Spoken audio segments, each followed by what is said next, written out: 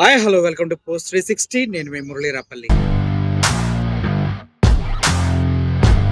అసలు ఆ తిరుపతిలో పరిస్థితి ఎలా ఉందో మీకు ఏమైనా అర్థమవుతుందా? జగన్మోహన్ రెడ్డి గారు మిమ్మల్ని అడుగుతున్నారు. మీ గవర్నమెంట్ ఉన్నప్పుడేమో అందరు మన వాళ్ళే, అందరికి అన్ని చేయాలి, అందరు మన వాళ్ళే అని చెప్పుకుంటూ తిరిగారు. కానీ ఇప్పుడు డిప్యూటీ మేయర్ ఎలక్షన్స్ కోసం టీడీపీ జనసేన కలిసి చేస్తున్న అరాచకాన్ని ఒకసారి గుర్తు చేసుకోండి.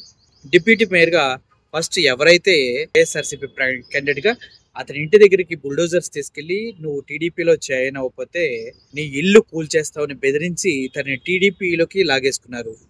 ఆ ఉదంతం అయిపోకముందే హోటల్ రూమ్ లో ఎవరైతే కౌన్సిలర్స్ ని దాచిపెట్టారో అక్కడికి వెళ్ళి వాళ్ళందరినీ బెదిరించి కిడ్నాప్ చేయడానికి చూశారు. రాత్రికి రాత్రి హోటల్ మొత్తం ముట్టడించి ఆ తర్వాత పోలీసులే స్వతహాగా దిగి ఇప్పుడు ఎవరైతే ఉన్నారో వారందరినీ కొంతమందిని తీసుకెళ్లి పోలీస్ స్టేషన్ లో నిర్బంధించి చీకటి రూమ్ లో వేసేసి తలుపులు బిగించేసి బయటకు రాకుండా చేసినటువంటి ఉదంతం కూడా చూసాం.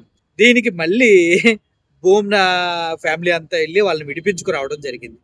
ఇదంతా మనం చూసుకుంటూ వెళ్తే ఇప్పుడు జస్ట్ ఎలక్షన్స్ కి దగ్గరగా వెళ్ళారు కౌన్సిలర్స్ అంతా. వెళ్ళిన వారిని బస్సు పైన దాడి చేసి దారుణాతి దారుణంగా బస్ అద్దాలు పగలగొట్టి అందుట్లో ఉన్నటువంటి 8 మందిని కిడ్నాప్ చేసి తీసుకొని వెళ్ళడం జరిగింది. అసలు ఎంత దారుణంగా ఉంది పరిస్థితి.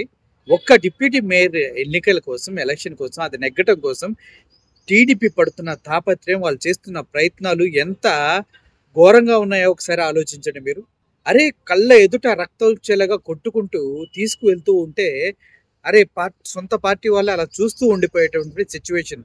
నిజం చెప్పాలంటే సినిమాల్లోనే చూస్తాం ఇటువంటి దాడులు, ఇటువంటి అటాక్లు, ఇటువంటి కిడ్నాప్లు, ఇటువంటి కుట్రలు, కుతంత్రాలు. కానీ for the first time in real life తిరుపతిలో జరుగుతూ ఉంది. అది డిప్యూటీ మేయర్ పదవి కోసం అంటూ అందరికీ అర్థమవుతుంది. సార్, మీరు గతంలో ఏం చేశారో ఏమో నాకైతే తెలియదు, కానీ మీరు అలసత్వం, మీ చేతకాని తనమే ఇప్పుడు వైఎస్ఆర్సీపీ క్యాడర్కి శాపంగా మారింది. మీరు సంయమనంగా ఉంటూ శాంతిగా ఉంటూ ఏదో చేయాలనుకున్నారు, కానీ వీళ్ళు అరాచకాలు సృష్టిస్తూ ప్రజల్ని వేధిస్తూ, వెంబడిస్తూ, కిడ్నాప్లు చేస్తూ, భయపెడుతూ, బెదిరిస్తూ, దాడులకు దిగుతూ, కొట్టుకుంటూ ఇలా ఇంతమందిని 8 మందిని బస్సును దారుణంగా అద్దాలు పగలగొట్టి టైర్లో గాలి తీసేసి కీస్ అన్ని లాగేసుకొని ఇంత ఘోరంగా చేశారంటే అంత ఘోరంగా చేశారు.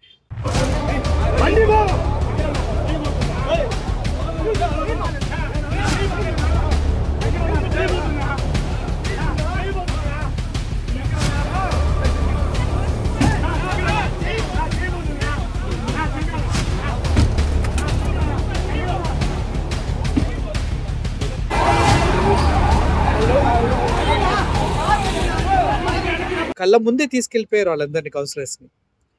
ఇది చాలా అరాచకం సార్. ఇది చాలా మంది చెప్తున్నారు వాళ్ళు వచ్చే వరకు ఓట్లు వేయమనేసి.